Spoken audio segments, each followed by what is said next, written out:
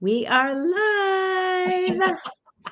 I did it. Oh my gosh. Welcome, Lisa. I'm so excited that you're here with me tonight. Well, thank you so much for asking me to join you. Well, I feel like it's always much more fun. I don't know if you guys, if anybody's tuning in here, pop a comment and tell us if you like it better when there's two of us. I just think it's a lot more fun. And maybe someday soon we'll be doing a Zoom where a bunch of people can join in because I think that will be really great. Anyways, obviously, Of this platform, yeah, or yeah, anything. I think like involving everyone makes it more impactful. But obviously, Alan is not here tonight, so we're taking over. We're taking over for him. So, we're going to talk to you guys tonight about overcoming objections. And I'm going to see if I can get this slide thing to share. Look at that. It worked. Okay. We'll buzz through this because I've been having some internet issues. So hopefully that's why I was crossing my fingers at the very beginning. It's going to be, I got the good juju going on. I hope that it's going to be fine tonight. Anyways, so welcome, Lisa Hatch. I'm Denise Longtin. If we haven't met you yet, we hope to do so soon because in less than a month, we're all going to be together just about a month away in Las Vegas, well, really Henderson, Nevada. And it's going to be an amazing event. So if you haven't registered yet for Mastermind, you want to get on there and get registered because you don't want to miss it. Okay, so overcoming objections. I think this is a great topic because it kind of gives everybody, nobody likes rejection. And a lot of times people are worried about how it's going to be when they're talking to someone about the business, specifically about the business, not as much the product, but still the product as well. So what is an objection? Well, I looked it up, and an objection really is the action of challenging something or challenging or disagreeing with something or someone, sometimes in our case. Lots of times we talk to somebody, again, business, product, whichever, and you might experience a no or a reason. And that is really because more information is needed. You may think that you shared all the information that was necessary, but when somebody hears something for the first time, or they're hearing something that maybe is not part of their belief system, they kind of, put the brakes on automatically, right? And come up with a reason.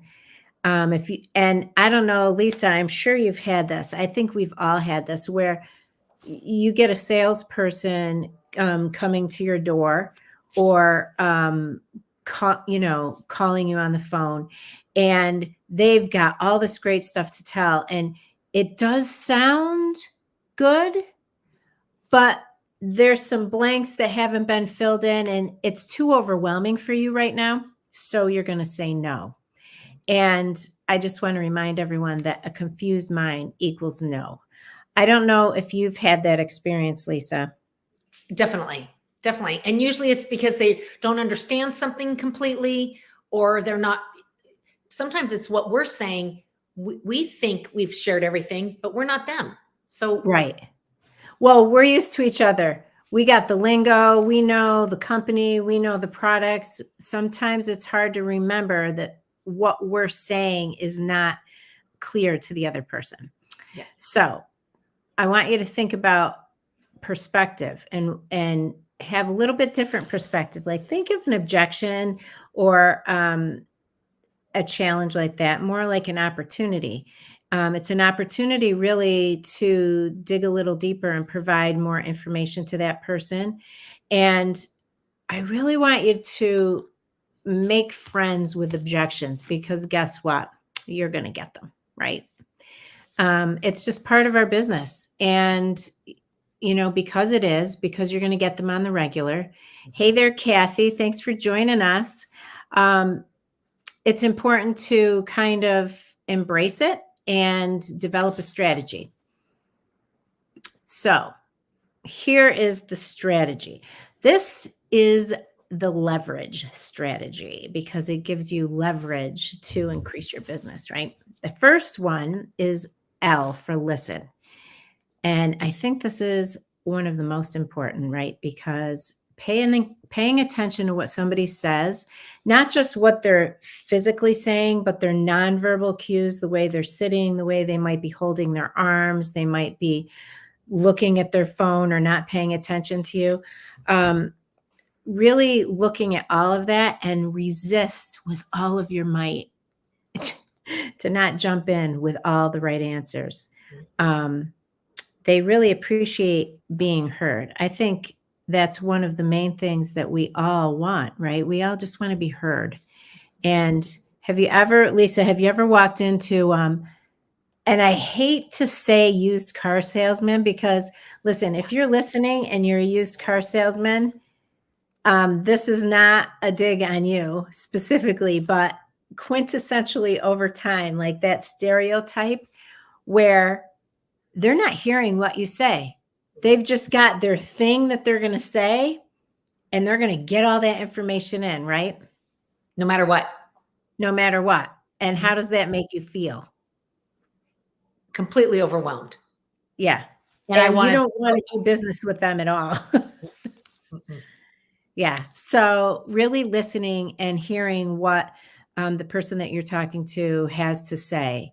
And sometimes there we go. Sometimes they're saying things and it's deeper than that. So the next one, number 2, is E for explore. And this is really where you want to kind of dig in a little deeper to what their concern is. Maybe repeat it to them, what they said. You might have a cost concern. And I might say to you something like, Lisa, what I hear you saying is you're concerned because XYZ. Sometimes they'll say, no, that's not what. Or you can ask them then another question. Do you know, about that to try to help them dig down, because sometimes their concerns are underlying and they don't really even recognize that it's not exactly what they're saying. So by asking more questions, you'll have a better understanding of what their concerns are so you can provide a more appropriate response. Anything else that you can think of with regard to the explore piece? No, I just think to remind, all of us, ask the why under the why, because often it is the why under the why.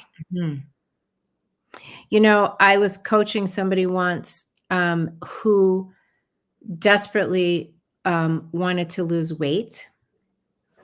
And she went through this whole thing about her weight loss and whatever. And the more questions I asked her, the more things we touched on. And you know what it ended up being? It ended up being that she wanted attention from her husband. And she thought if she lost weight, she would get more attention. And it took a long time to dig down to that. But that's exactly the thing. Sometimes people say things quickly because they don't know what to say. And it's really important to dig down. So that's number 2. Number 3 is validate. So once you figured out the real issue, what their objection is, what their reason or what they need, you let the person know that you heard them. You know what, Lisa, thanks so much for bringing that up. You know, it's really not uncommon for people to wonder about XYZ. Whatever it is that it's called something and it's escaped me right at the moment. But it's validation. You're letting them know that you've heard them. Or repeating what, like rephrasing and telling them what they said, just to make sure that you understood it. And for them to hear that you understood it. In case there's something wrong, they can correct you. But validation, I think, is big. And then number 4 is R for respond. So whatever their issue is, whatever they've answered your question, your response needs to be honest, obviously, right? But sometimes it includes not having the answer right then. Like, oh my gosh, Lisa, listen, I want you to feel 100% comfortable. So let me just get back to you because I want to double check that my information is correct. The last thing you want to do is give somebody false information because that's not going to leave a real good feeling. And then the feel, felt, found approach. I know how you feel, Lisa. I have felt that way myself. In fact, and you can maybe share a story, but what I found was, and then you share what happened to you. Have you used that before? Yes. Yes. And it's helped? And I've used that with when I was an elementary school teacher. Like you can, this whole, everything that you're sharing, Denise, can be used in your personal life as well as your business. Everything. Yeah. Everything. Yes. That is a great point. But I do like that approach. And honestly, there's another phrase that I used to use a lot in a former business, and I have used it in life in general as well, just like what you're saying. And that is, if I could show you a way, right? So if you have an objection of time, gosh, Denise, I'd really love to join your team and do what you do, but I just do not have time. Which, when someone says that to me, makes me crazy because I'm like, let me tell you what, you want to compare? but I could say to you, I hear that, Lisa, because all of us are really crunched for time, and I totally get how that is. But if you were to join my team, how much time do you think that it would take for you to do this business? And then that person guesses, and usually they have an assumption that it's way more than it really is. And Lisa, if I could show you a way to earn some extra money every month by only working 30 minutes a day, would that be something you'd be interested in it? Yeah. So that is helpful too, because it helps them to kind of work through the process. And I know that's in you, that slide, the approach. I know that makes you crazy because you wanted to add an I can feel, felt, found, approach. Too late. I already uploaded it and I didn't want to mess it up. So no, that's how it is. Thank you for that. I have to fix that. And you will, but not right now. Okay. The number 5 is G, for go away. Because, and really, it wasn't G, like I couldn't come up with a G. It was really S for stop, but I wanted it to be leverage.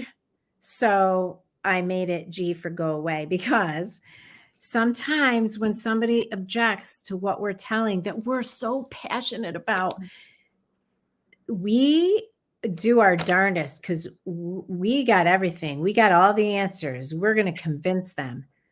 I got news for you. You're not. There's nothing that drives me farther away than when somebody tries to convince me of something. It's not going to happen. So step away, stop talking. G, go away. Because if you don't, they're going to go away. Yes. And that you don't will be fun. Right. Yeah. I just realized, like, happy Valentine's Day, everyone. Oh, yes. Yes. Nobody's on the training. Yeah. Because it's Valentine's Day. They're probably doing whatever. Which is fun. Yeah. It is fun. But I hope people share love and spread love every day, not just on. Absolutely. So the last thing that we have for you is in your back office. Hi, Facebook user.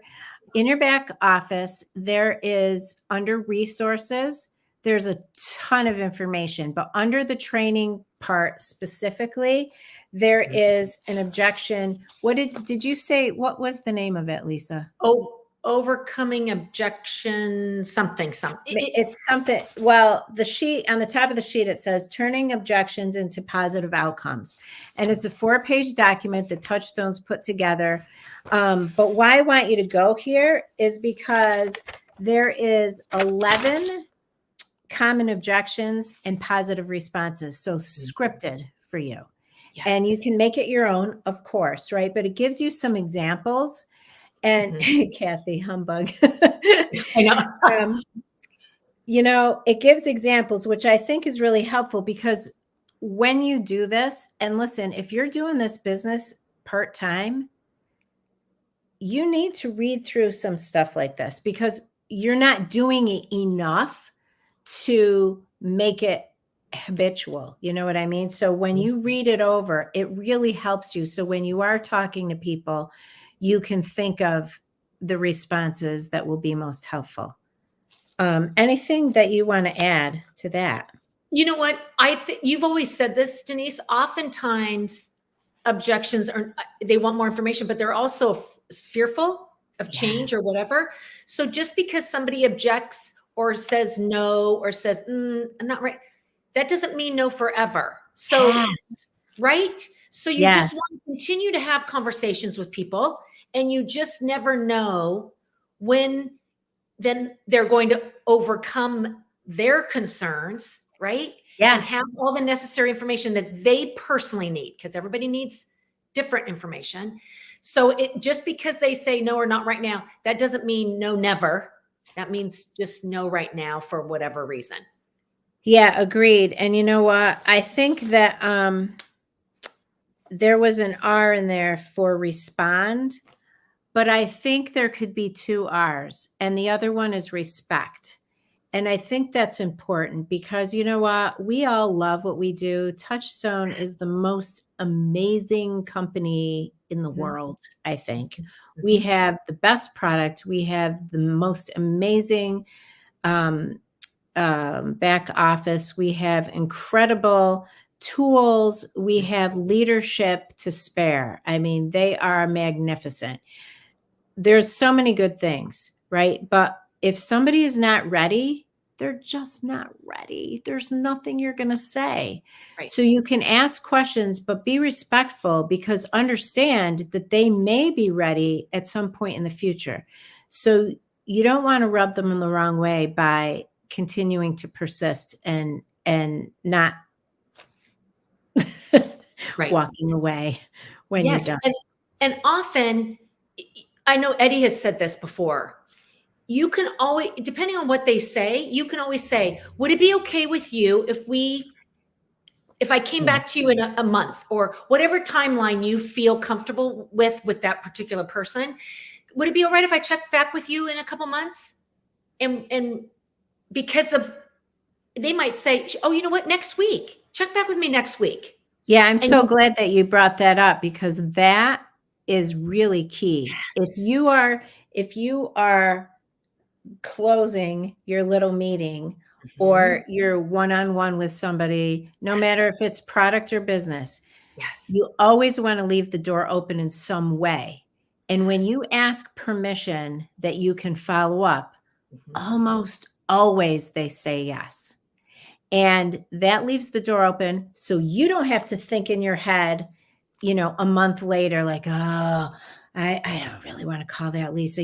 She did say no and no is no, but, I don't want her to think that I'm pushy. And so then you put it off and put it off and put it off until you see Lisa join somebody else's team or another company. And you're like, darn it, I knew. And you know what? It helps you be off the hook and it gives them a heads up. And when you do follow up, by the way, don't forget to let them know, hey, Lisa, I just wanted to touch base with you because remember you said that I could call you in a month or so. You wanted me to keep you updated on what's going on with Touchstone. And here I am. And I'll tell you what, I've had people, I have this one guy, some kind of water system. God bless him. He's been following up with me for 1.5 years. And he'll do it a bunch of times, right? And then he'll re-ask for permission. And I always give it. I don't know that I'm going to ever get this water system. but I might, you just Right. don't know. Like, it's Right. almost like I don't have brain capacity to consider it right now. Right. But when I have a minute, I might think about it and change my mind. So yeah, great point. Thank you for bringing that up. Well, guys, I don't even know what time it is. It is 8:49, 20 minutes in. We are done. Yes. Happy Valentine's Day. Yes. Happy Valentine's I Day. am sending all the good juju to everyone. Yes, don't forget, love yourself. Yes. The most important thing. Yep. You are loved for Yes, sure. for sure. So thanks for tuning in, and we will see you next week. Absolutely. Bye. Have a great night, everyone. Bye.